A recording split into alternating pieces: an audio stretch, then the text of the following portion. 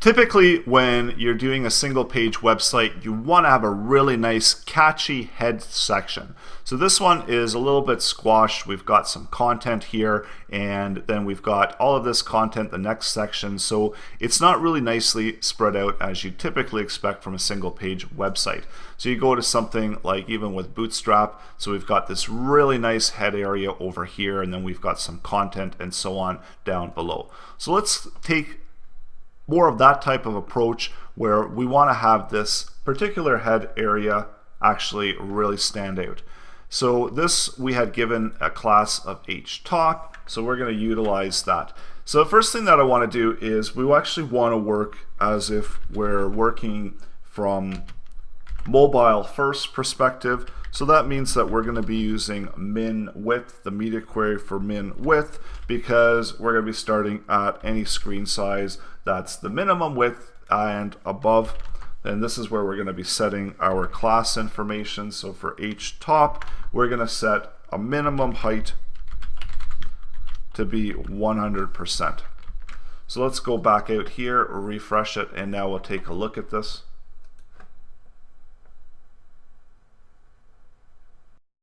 And there's one other thing that we need to set. We need to also specify that we want to set our overall body.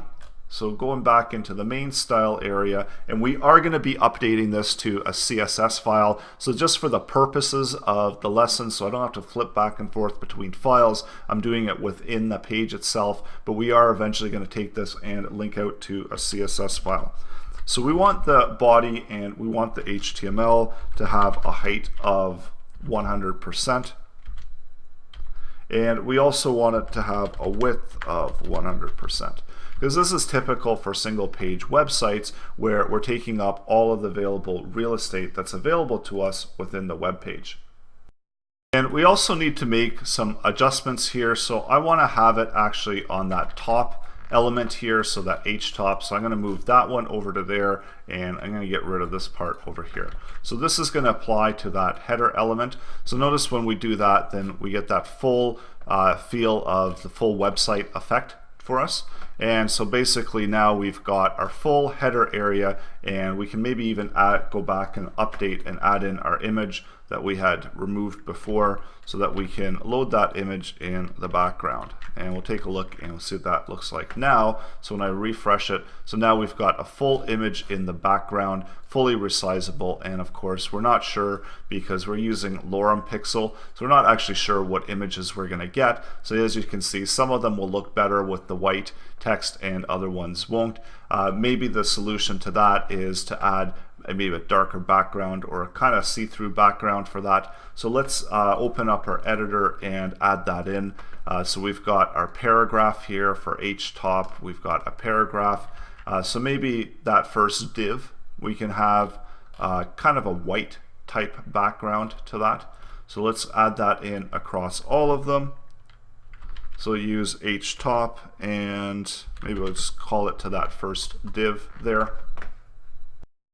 And this is where we can use the background, the RGB background colors. So let's set that up. So background color, and we're going to set that up as RGB. So that's red, green, blue colors.